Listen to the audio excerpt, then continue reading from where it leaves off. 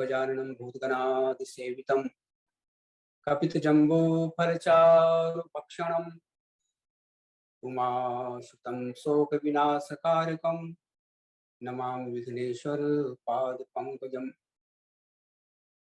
लीलाम्बुश्यामलकोमलाङ्गं सीतासमारुद्ध्वां भागं पाणौ महासायकचापं नमामि रघुवंशनाथं गुरुब्रह्मा गुरुविष्णु गुरुदेवो महेश्वरः गुरु साक्षात् परम ब्रह्म तस्मै श्री गुरुवे नमः। पवन तनय संकट हरण मंगल मूर्ति रूप राम लखन सीता सहित हृदय बसौ सुरभूप। मुनिगण मिलन विशेष बन सबहि भांति हित मोर तहि मह पितुआय सुपहुरी सम्मत जननी तोर। लखन सिय रामचंद्र की जय उमापति महादेव की जय पवन सुत हनुमान की जय संत गोस्वामी तुलसीदास जी की जय। श्री राम कथा सत्संग पटल में संलग्न भगवत स्वरूप मानस प्रेमी सज्जनों, कुछ गुरुजनों, समादरणीय मित्रों, ममतामयी करुणामयी माता बहनों, आप सबों के पावन चरणों में मेरा सत्सत नमन, सादर प्रणाम। पूर्व वक्ता द्वय डॉक्टर सुरेंद्र नाथ जी द्विवेदी एवं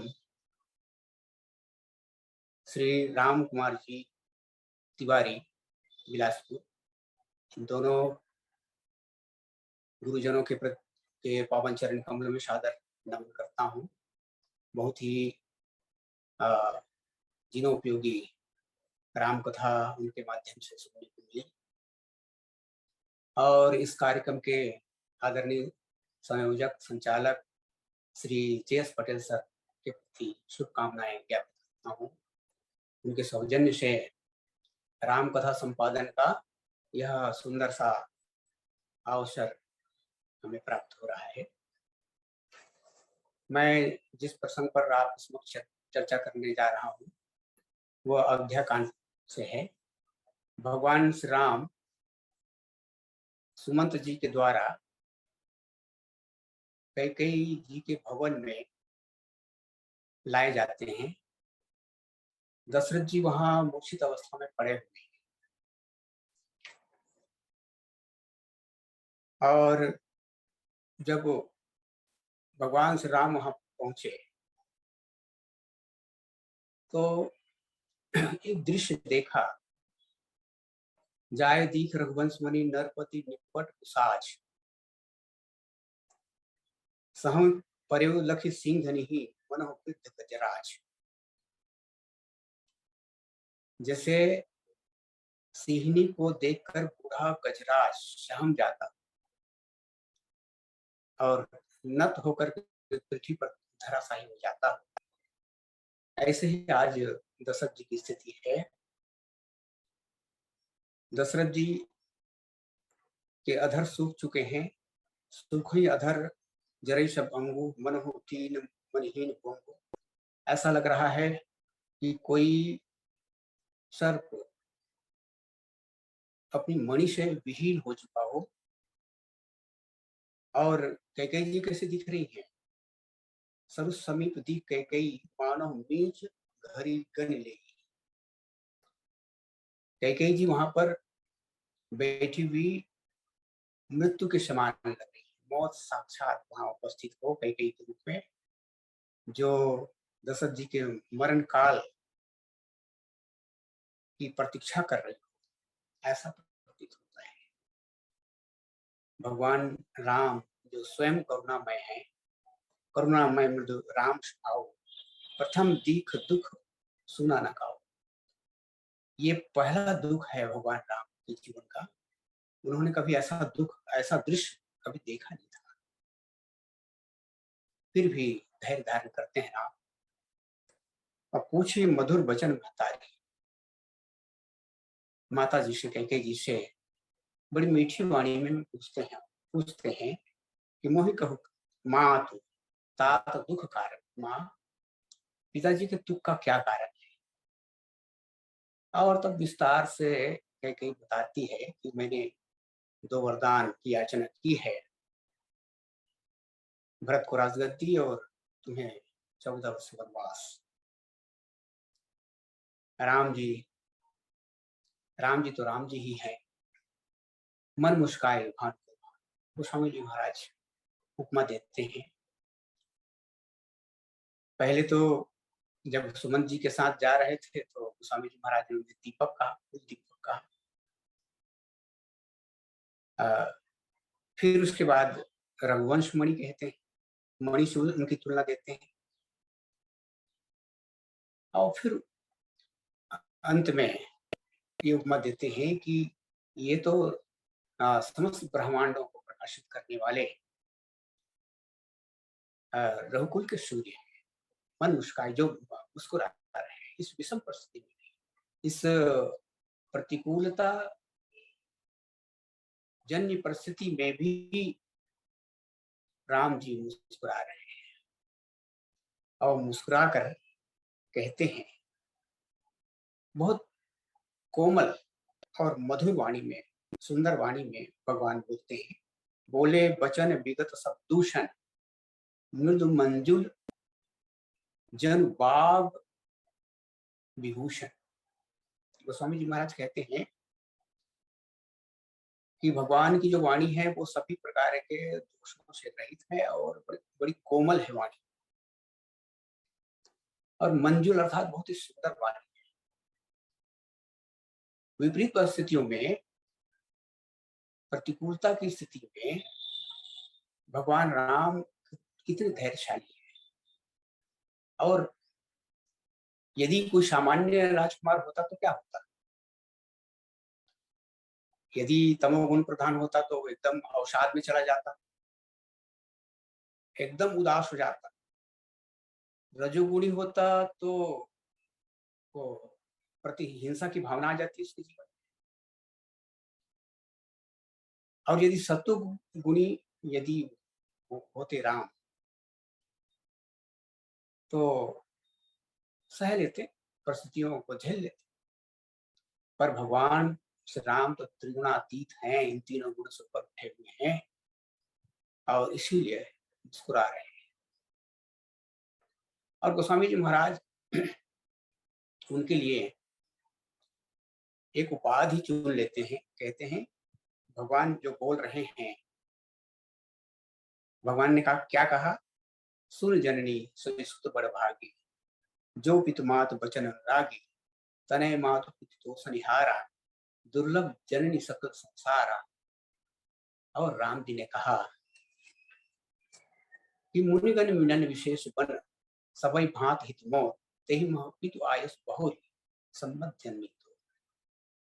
भरत प्राण की पावई राजू, विधि सब विधि मोहि सन्मुख आजू।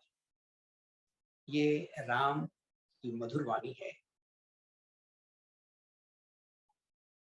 सचमुच में राम जैसे कोई हो नहीं सकता। निरुपम न उपमा आन, राम समान राम निगम कहे।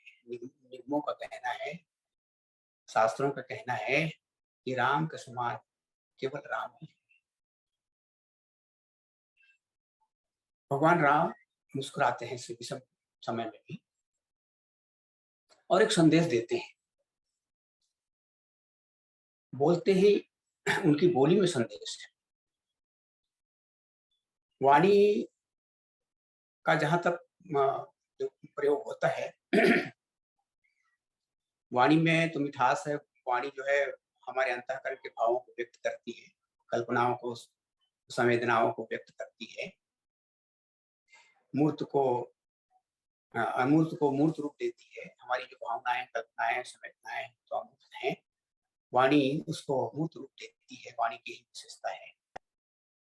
पर वाणी का दुरुपयोग भी होता है। वाणी से हम कठोर वचन भी बोलते हैं और कुछ वाणी तो बहुत बेतुकी होती है, जिसका बोलना व्यर्थ कहलाता है। रामचरितमानस में वाणी का दुरुपयोग भी हुआ है। जैसे अभी माँ कैकेयी का अभी स्वरूप जो कैसा है, तो स्वामी जी महाराज लिखते हैं कि निद्रक बैठ कही कटवानी। माँ कैकेयी अपनी वाणी का दुरुपयोग कर रही है। वाणी का दुरुपयोग हम लोग प्रहार के लिए भी करते हैं। अब कुछ वाणी तो व्यर्थ, जैसे रामचरितमानस में हम देखते हैं भगवान परशुराम जी जब वो जनकपुर आए धनुष टूटने के पश्चात, तो ये तो एकदम तमतमा गए और विश्व के सर्वश्रेष्ठ ज्ञानी जनक जी को कहने लगे, बहु जड़ जनक धनुष कहते हैं। विश्व के अदिति ज्ञानी को जड़ कहते हैं। लक्ष्मण जी से भी उनकी जब बातें हुई, रे निप बालक रे वे ऐसे इस तरह की बातें भगवान परशुराम जी के समक्ष। ये वाणी का दुरुपयोग है। और कुछ वाणी तो व्यर्थ की होती है। बातुल भूत दिवस मतवारे थे नहीं बोले वचन सुनारे। कुछ बातुल प्रकृति की, मैंने जिनको सन्निपात हो गए, भूत भूतग्रस्त हो चुके हैं, मतवारे अर्थात जिन्होंने मदिरा पान कर ली हो, ऐसे लोगों की जो वाणी है व्यर्थ ही होती है। तो इस तरह वाणी के कुछ दोष भी बताए गए हैं। इस समय माँ कहते निधरक बैठ कर, माँ कठोर वाणी बोल रही है। और गोस्वामी जी महाराज एक उदाहरण देते हैं, जीव कमान वचन सर नाना। यहाँ पर माँ की जो वाणी है, कैकेयी माँ की जो वाणी है, उसकी तुलना बाण से की गई है। रामचरितमानस में बाण वचन, वज्र वचन और बाज वचन, ये तीन वचनों की चर्चा होती है। लगे वचन जन बाण, बाण बाण जब कोई बोलता है, कठोर बोलता है, तो बाण की तरह बोलता है, उससे बड़ी पीड़ा होती है। बाण वचन और वज्र वचन, व्यर्थ धरो धनुबान कुठारा, कोटि कुलिशम वचन तुम्हारा। लक्ष्मण जी ने परशुराम जी को कहा, परशुराम जी से कहा कि महाराज आप जो धनुष बाण धारण करते हैं ना, ये कुठार इत्यादि, वर्षा इत्यादि, व्यर्थ है, क्योंकि आपकी वाणी में इतनी ताकत है कि आपकी वाणी वज्र जैसी, वज्र से घात करने वाली। इसी तरह बाज बचनी हुई कैकेयी माता, मुख मनोहर सुबबन सुख सुव्यंग समाज, दिल्ली निजमी छाड़न चहत वचन भयंकर बाज। वज्र और बाण का प्रहार तो सामने से होता है, पर बाज कब कहां से उड़ करके आकर के पक्षी समूह को झपट कर ले जाता है, पता ही नहीं चलता। बस ऐसे ही भगवती माँ कैकेयी के माध्यम से हुआ। इस प्रकार बाण वचन, वज्र वचन और बाज वचन की चर्चा रामचरितमानस में है। भगवान मुख मुस्काए, इस समय भगवान मन मुस्काए, बाण को मन ही मन भगवान मुस्कुरा रहे हैं। ये कौन भगवान है? इनके लिए कहा गया है विषय कर्म संजीव समेता सकल देख एक सचेता, सब कर पर प्रकाशक जो राम आदि। वे भगवान आज मुस्कुरा रहे हैं। सूर्य कुल के शिरोमणि सूर्य राम सहजानंद वाणी की यही विशेषता है। भगवान की वाणी की कहा गया मृदु मंजुल जन बाग। भगवान की वाणी जो है वाणी, उनकी वाणी में अलंकार है, विभूषण। वे जो वचन बोलते हैं वो अलंकार की तरह है। अलंकार जो है हमारे शरीर की शोभा को और बढ़ा देता है। वैसे ही भगवत यहाँ माँ कैकेयी जो बोल रही थी, उनकी वाणी में तो बहुत कठोरता थी, निष्ठुर वाणी। जन कठोरपन धरे शरीर, ऐसा लग रहा था जब बोल रही थी तो कठोरपन ही शरीर धारण करके बैठा है, ऐसा लग रहा था। पर कठोर वाणी को भी भगवान सजा देते अपनी वाणी से। ऐसे मधुर बोले भगवान, मृदु मंजुल कोमल वाणी बोले, कठोरता को भी सजा, माने कई माता की वाणी को भी सजा देते। इसलिए यहाँ पर गोस्वामी जी महाराज को वाग विभूषण, वाक विभूषण की बात शास्त्रों में कहा गया है। विद्वानों ने कहा कि ऐसी वाणी बोलिए मन का आपा खोए और उनको शीतल करे, आपो शीतल करे। तुलसी मीठे वचन ते सुख त्यज मोर, वशीकरण यह मंत्र है, परिहर वचन कठोर वचनों का त्याग करना चाहिए सबका। मधुर वचन है औषधि, कटु वचन है तीर, और श्रवण द्वार है संचरे, साले सकल से। अब इसीलिए चेतावनी दी गई भगवान के द्वारा, शब्द संभाल के बोलिए, शब्द संभाल के बोलिए, शब्द के हाथ न पाओ। एक शब्द औषधि करे, एक करत है घाव। शब्द हम ऐसे बोले कि दूसरों को पीड़ा ना हो। एक शायर कहता है, किसी शायर से पूछा गया कि हमारी जो जीव्या है उसमें हड्डी क्यों नहीं है? तो वो शायर कहता है कुदरत को नापसंद है, कुदरत को नापसंद है शक्ति जुबान में। कठोरता पसंद नहीं है प्रकृति को, विधाता को। कुदरत को नापसंद है शक्ति जुबान में, इसलिए उन्होंने नहीं दी हड्डी जुबान में। तो इस तरह हमें मीठी वाणी का प्रयोग करना चाहिए। भगवान वही कर रहे हैं। वाग विभूषण इसलिए कहा गया कि माँ कैकेयी कठोर शब्दों का प्रयोग करती हुई दिख रही है, और उस कठोरता को अपनी मृदुता से भगवान सजा देते हैं, इसलिए उनको वाक विभूषण की बात यहाँ पर और भगवान बोल रहे हैं सुन जन्मी सुंदर भागी, जे मात वचन दागे, तने मात तो सुधारा, दुर्लभ जननी सकल संसारा, मुनि गण मिलन विशेष बना सब मात मोर, तेहि हम पितो आयस सम्मुख भरत प्राण की पावन। ये भगवान के बहुत मृदु और सुंदर सुकोमल ये वचन है। आइए इसी वचन में कुछ रहस्य छुपे हुए हैं। यहाँ पर हम देखते हैं इन चौपाइयों में दोहों में कि भगवान ने माँ को तीन बार जननी कहा। सुन जननी सोई सुत बड़ भागी, जो वचन मान अनुरागी, तनय मात विद्यो संहारा, दुर्लभ जननी सकल संसारा, मुनिगण मिलन विशेष बना सब भात मोर, तेहि महपितु आयस बहुल सम्मत जननी। तो ये तीन बार, शुरू में, बीच में, अंत में 3 बार जननी शब्द को माँ के लिए भगवान करते हैं। जननी हम उसे कहते हैं जो जन्म देती है। वैसे कौशल्या माँ जो है भगवान की जननी है, पर राम जी माँ कैकेयी को जननी कह रहे हैं, इसका कोई न कोई अभिप्राय नहीं। राम के मन में एक बात थी, एक बात हम ऐसा कह सकते हैं कि विश्व के रंगमंच में श्री राम जी को महानायक बनाने वाली कौन है?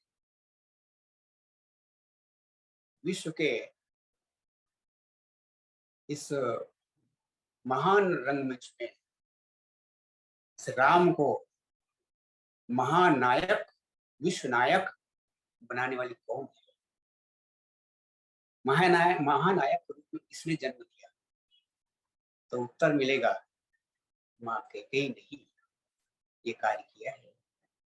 इसलिए हम माँ कैकेयी जननी, राम की जननी कह सकते हैं। राम का पुनर्जन्म हुआ है माँ कैकेयी के द्वारा। अब इसीलिए तो माँ के लिए सुन जननी ऐसा 3 बार जननी शब्द भगवान राम के मन में एक इच्छा थी। भगवान राम सोचते हैं कि सोच रहे थे जब समाचार उनको मिला कि वे कल युवराज बनाए जाएंगे, उनका कल राज्याभिषेक होगा, तो भगवान राम सोचते थे कि जन में एक संग सब भाई, भोजन सेन के लड़काई, विमल वंश यह अनुचित एक बंधु विहाय बड़े ही अभिषेक। इस निर्मल वंश का एक अनुचित ये कार्य है कि बड़े को ही राजा बनाया जाता है। क्या अच्छा होता मेरा भाई भरत राजा बनता। ये साध, ये एक प्रकार से कहना चाहिए भगवान ऐसी रुचि रखते थे कि भरत क्यों ना राजा बने, भरत राजा बने। ये आकांक्षा भगवान के मन में थी, और इस आकांक्षा को, इस भगवान की इस रुचि को माँ कैकेयी ने समझा। राम की दृष्टिकोण से, प्रभु श्री राम की दृष्टिकोण से, माँ जो लोग मुझको राजगद्दी देना चाहते थे, न तो उनको मेरे हित की चिंता थी और न ही मेरी रुचि की। माँ, तुमने ही मेरी रुचि को समझा है। माँ ही समझती है अपने पुत्र के भावों को। मेरा पुत्र क्या चाहता है, मेरे पुत्र को क्या चाहिए, इस बात को तो कोई माँ ही समझती है। माँ, और तूने ही मेरे हृदय की बात समझी है, निश्चित रूप से तू मेरे जन्म है। और एक बात, ये तो भगवान के हृदय की बात है। एक बात माँ कैकेयी के हृदय में भी थी। उन्होंने मंथरा से ही कहा, जो विधि देवी जन्म कदि छहु हो राम से पूत पर।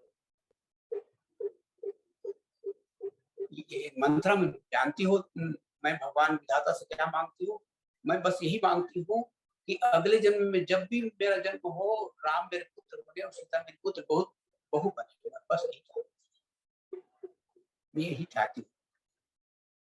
तो भगवान राम ने कहा कि माँ, ये तुम्हारी रुचि है, मेरी रुचि तो मैंने व्यक्त किया।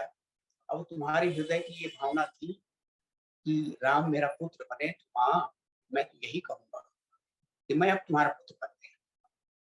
क्योंकि जिस पुत्र को, जिस भरत को आपने जन्म दिया है, वो तो आपके मातृत्व को स्वीकार नहीं करेगा, अब नहीं करेगा। और सचमुच में श्री भरत जी ने माँ की भर्त्सना की। हंस वंश दशरथ जनक राम लखन से आए, जननी तू जननी भई, विभीषण तात्पर्य यह है कि उन्होंने अपनी जननी की निंदा, जननीत्व की निंदा की। तो इस प्रकार हम देखते हैं कि भगवान राम 3 बार जननी कहते हैं, उसका कुछ अर्थ है। एक तो भगवान राम की दृष्टि से भरत जी को वे राजा को देखना चाहते थे, उनकी साथ पूरी हो रही है, और कई माँ के हृदय में जो बात थी वो भी सार्थक हो रही है, क्योंकि अब भरत माँ को, कई माँ को माँ नहीं। तो दोनों ही दृष्टिकोण से इस समय माँ कैकेयी जननी है।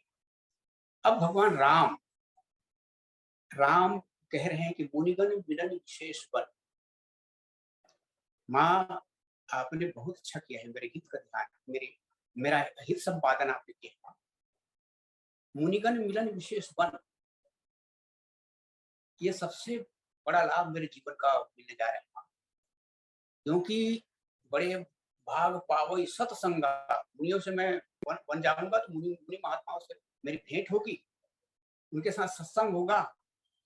और सत्संगति दुर्लभ संसारा, संसार में ये जो सत्संग है सबसे बड़ा दुर्लभ है। और ये दुर्लभ वस्तु मुझको प्राप्त, मुनि गण मिलन विशेष है। सचमुच में राम तो राम ही है, उन्होंने खोज लिया।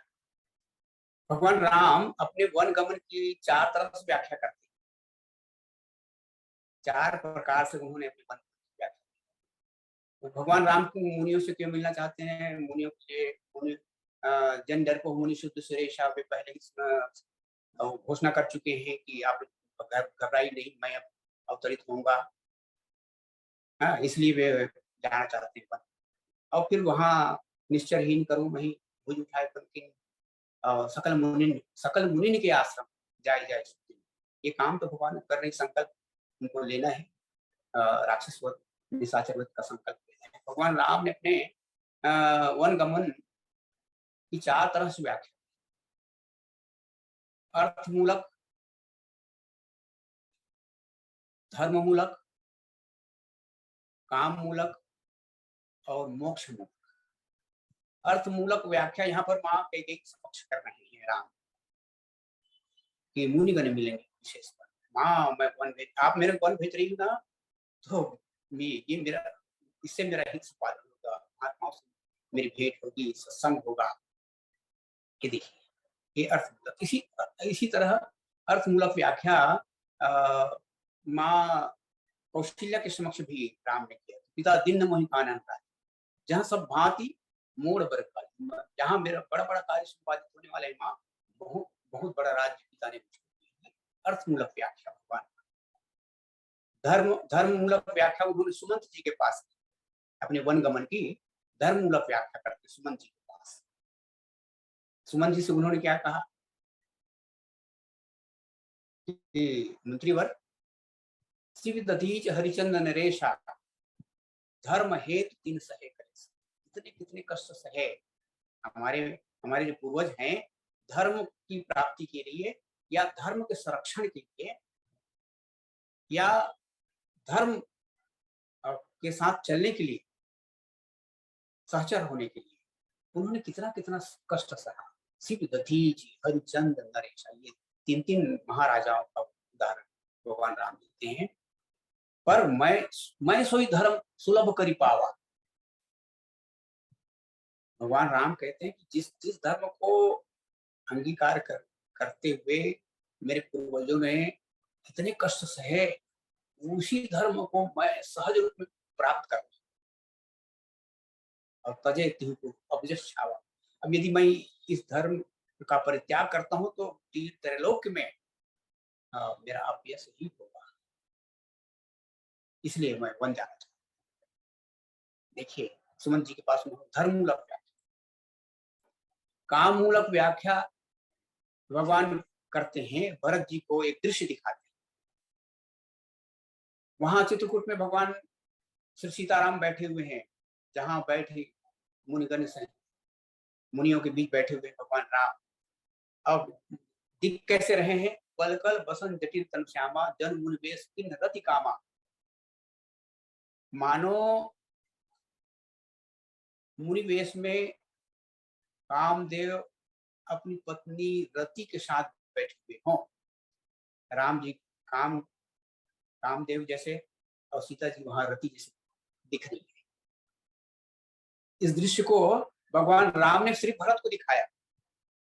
भरत जी को इसलिए दिखाया कि भरत, तुम ये सोचते हो ना कि लखन राम से बिन पग बन ही करी मुनिवेश धर, फिर ही बन ही यही दुख दाह दही दिन छाती, भूख न बासर नींद न राती। ऐसा तुम सोचते हो ना कि मैं वन में बहुत दुख पा रहा हूँ, मेरे प्रोग्राम वन में कष्ट उठा रहे हैं, ऐसी बात तुम्हारे मन में है तो मैं बता दूं, मैं तो जंगल में मंगल मना रहा हूँ, देखो ना, मैं तो कामदेव की तरह और सीता जी यहाँ रति की तरह, हम लोग सब लोग स्वर्ग का आनंद ले रहे हैं, भोग विलास में डूबे हुए हैं, आनंद ही आनंद है। ये दृश्य दिखा करके भरत जी को सिर्फ भगवान राम संतुष्ट करते हैं। तो यहाँ काम मूलक व्याख्या करते भगवान, माता कौशल्या और कैकेयी के पास उन्होंने अर्थ मूलक व्याख्या की, सुमंत जी के समक्ष उन्होंने धर्म मूलक व्याख्या की, भरत जी को उन्होंने दृश्य दिखाया, काम मूलक व्याख्या कर दी, और अंत में हम देखते हैं वाल्मीकि जी के समक्ष उन्होंने मोक्ष मूलक व्याख्या। वाल्मीकि जी से कहा, प्रभु मैं आपके दर्शन से धन्य हो गया, तात वचन मात हित। भगवान राम से महर्षि वाल्मीकि जी ने कहा कि राम, तुम्हारे वन आने से तुम्हारे माता पिता को बड़ा कष्ट हो रहा होगा, तुम्हारी पूजा को हो रहा होगा। तो भगवान राम ने कहा, नहीं नहीं गुरुवर, तात वचन, मेरे पिताजी के वचनों की रक्षा हो रही है। माँ तो ही तो मेरी माता के मेरी माता का हित संपादन हो रहा है। तात वचन कुल मात है, तो तुम्हारी प्रजा को तो कष्ट हो रहा होगा। तो भगवान राम ने कहा, नहीं गुरुवर, तात वचन कुल मात है, तो भाई भरत असराओ, मेरी प्रजा को तो भरत जैसा राजा मिला हुआ है, तो तुम्हें तो यहाँ कष्ट है। तो उन्होंने कहा, नहीं नहीं गुरुवर, मुझे कोई कष्ट नहीं, मौका दर्श तुम्हारा शम मम पुण्य। भगवान, मुझको तो आप जैसे संत महापुरुषों का दर्शन हो रहा है, सब मम पुण्य प्रभाव, पुण्य पुंज मिल मिले नहीं संता, आप जैसे संतों का दर्शन हो रहा है, इसका तात्पर्य ये है कि मेरा बड़ा पुण्य है। पुण्य पुंज बिन मिले संता, पुण्य समूह जब हमारे जीवन में उदय होते हैं तभी संतों का दर्शन होता है। और राम जी यही सोचते हैं कि गुरुवर, आप जैसे संतों का दर्शन कराएं, और संत संग दर्शन अपवर्ग कर, संतों का जो दर्शन प्रसंग है वो मोक्ष दायक होता है। संत संग अपवर्ग, संतों का संग मोक्ष प्रदान करता है। तो गुरुवर, मैं तो बड़ा पुण्यशाली हूँ, बहुत भाग्यशाली हूँ, मैं तो आपके दर्शन से हो गया। तो इस प्रकार भगवान राम अपने वन गमन की ये 4 व्याख्याएं देते हैं। व्याख्या एक अर्थ मूलक माता कौशल्या के समक्ष, दूसरा धर्म मूलक सुमंत जी के पास, काम मूलक भरत जी के समक्ष, और मोक्ष मूलक व्याख्या भगवान राम ने प्रस्तुत दोहे में, जहां भगवान राम कहते हैं कि मुनि गण मिलन विशेष पर सबई भांति मोर तेहि मोह पितुआयस बहुरी सम्मत जननी तोर, और भरत प्राण प्रिय पावन राजू, विधि सब विधि मोहि सनमुखा। यहाँ पर भी भगवान वही बात कहते हुए दिखते हैं कि माँ, आज तो सभी तरफ मंगल ही मंगल है, जिधर देखता हूँ उधर आनंद है, स्थितियां दिखाई देती हैं। मुनिगण मिलन विशेष वन, मैं सामने देखता हूँ तो मुनि महात्माओं, मेरे वन जाने से महात्माओं से मेरी भेंट हो गई, सामने ये दिखाई दे रहा है। और फिर तेहि महापितु आयस, एक तरफ देखता हूँ बाईं ओर तो पिताजी की आज्ञा है, और सम्मत जन तो दाहिनी ओर आपकी सहमति है। सामने वन में जाकर मैं मुनि महात्माओं को दर्शन करूंगा, एक दिशा, बाईं ओर पिता की आज्ञा, दाहिनी ओर माता जी की सहमति, और पीछे भरत पान पियर पाप, सभी दिशाओं मंगलमयता का अनुभव हुआ। पीछे भरत जी राजा बनेंगे और अयोध्यापुरी के राज्य का संचालन करेंगे। तो इस तरह विधि, सब विधि सन्मुख आ, हे माता, आज तो विधाता मेरे सन्मुख है, सभी प्रकार से चहुओर उनकी अनुकूलता दिखाई। ऐसी अ, एक दुर्लभ व्याख्या, अनुपम व्याख्या का नाम अपने वनगमन करते हैं। मैं वाणी को यहीं पर विराम देता हूँ और